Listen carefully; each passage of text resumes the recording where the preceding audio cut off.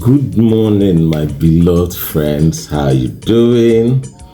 How was the night? And if you're seeing this during the day, how is your day going? And how is it all going with you? I'm sure you're doing so well. So we are up today and we are faced with our realities as Nigerians, as Southeasterners, and as Africans. I was actually watching an interview that was granted by our beloved Minister of the FCT, whom is none other for the moment than former Governor Nyesom Wike. Very, very rugged, hardworking man who is very deliberate about his ambitions and what he wants. I give it up to him when it comes to going all out, sacrificing any sacrificable, to make sure that he achieves whatever he wants to do.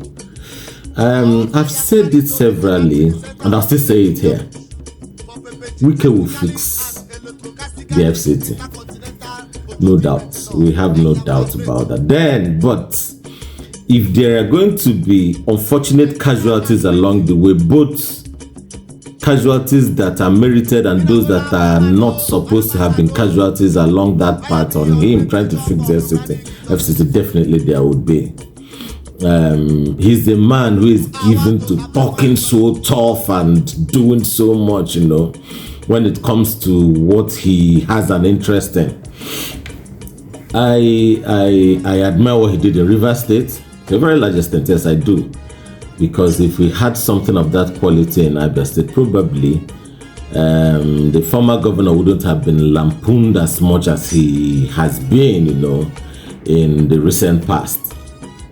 But unfortunately, the likes of Governor Wike give the Nigerian citizen who has been shown all sorts of harsh,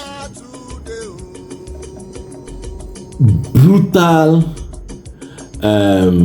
exposures, by the political class. They give the Nigerian citizen that much reason to wish for what we should not ordinarily wish for in Nigeria. I was listening to him talk with Sheun, and I'm startled. Sir, all that happened in this election is public knowledge. Instead of being a little bit emotionally intelligent about it, you are all raking, you are all saying all sorts of things, because you feel to a very large extent, because the normal person will feel this is literally him telling you that they have the judiciary and then they can do whatever.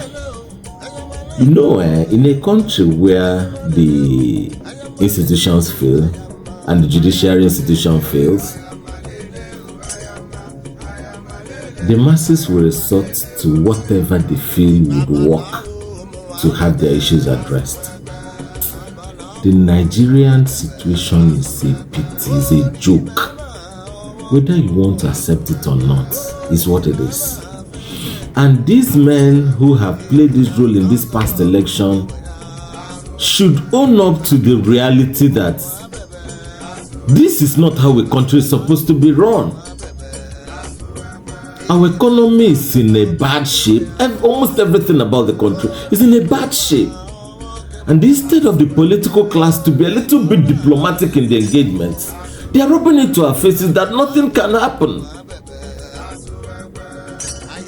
Now you understand why some people are happy for Niger, why some people are happy for Gabon.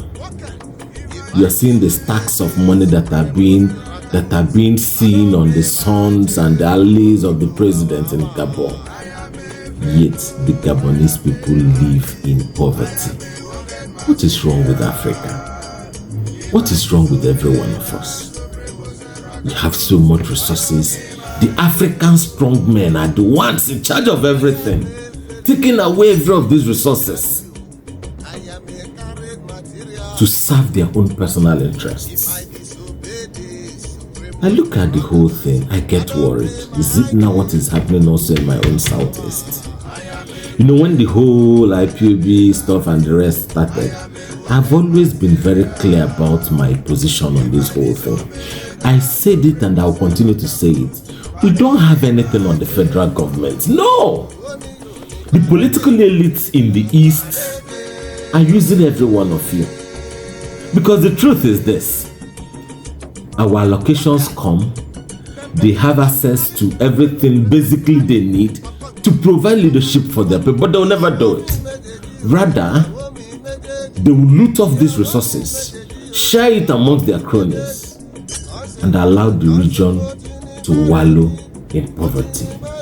If not for the ingenuity of the average Southeasterner, the region would have been a joke. So instead of you thinking that your problem is in Abuja, the time to look out and see where your issues lie is now. And your issues lie in the Southeastern political leadership.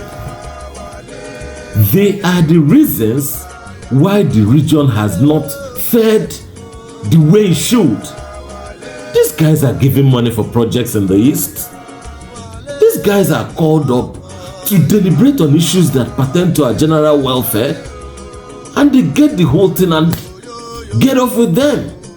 You don't get to see anyone. And yet they'll tell you there is nothing Abuja about it. Did Abuja tell the Southeastern political office holders that we can't have a healthy competition in the Southeast around our healthcare sectors, around our educational sectors, around our transport sectors, around our security sectors? No, I need to understand these things. The federal government, are they against the Southeastern people saying we have an agricultural agenda? Let us come together and get these things to work. But they will not do it. They would rather choose to use the money than buy hotels in Abuja and Lagos and so many other places and tell you stories. Then you come, you go and kill yourself, you go and enforce it at home. At the end of the day, you will die. They will go overseas with their family and their children and go and enjoy. When are you ever going to learn, dear fellow African, dear fellow Southeasterner?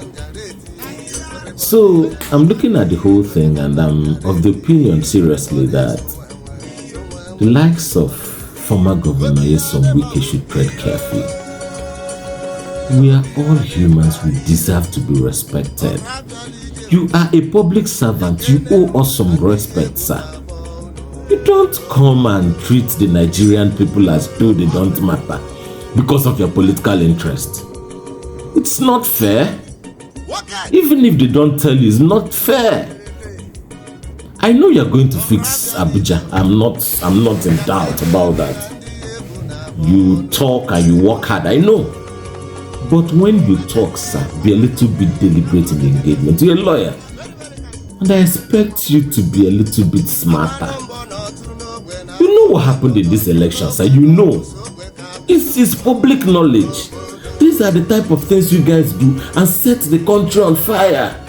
And after you now come and mop it that the Igbo people is outside Yoruba. These things are just tools you guys used to confuse as many of them as you guys are able to confuse.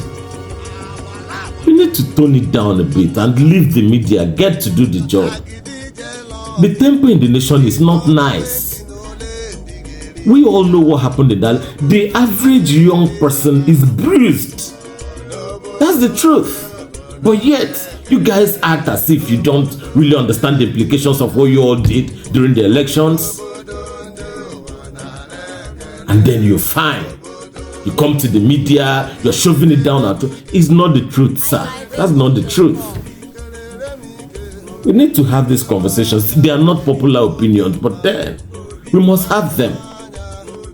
You had your political interest. You had your interest so that after the governorship, you have somewhere and you got it. I know you're still pushing for the president. We know. But then, be a little bit intentional in engagement, sir. We are all humans. We are all Africans. We deserve to be respected. These are our resources that you guys are using to work for us. So don't act as if you're a god. We know you're a hard man. You are very hard. You're tough. Nobody dares you. We know. But then, sir, accord the Nigerian citizen that respect. Our memories are still fresh of what happened. We know. We're waiting for the court. Whatever happens, I don't have any problem. I hope the court does what it's supposed to do. But then, in an event where it still doesn't happen, personally, I'm a private citizen. I'm doing my own part. But then, I just pray that you get more intentional, sir, with your engagement. Africa is not having the best of leaderships, and we must say it. No matter whose ox is God, we must say it. The West love the fact that we are being governed by men like Ali Bongo, Paul Biya, and the rest of them, so that they can always have their ways. We need leaders that will be intentional about the prosperity of the Nigerian people, of the African man.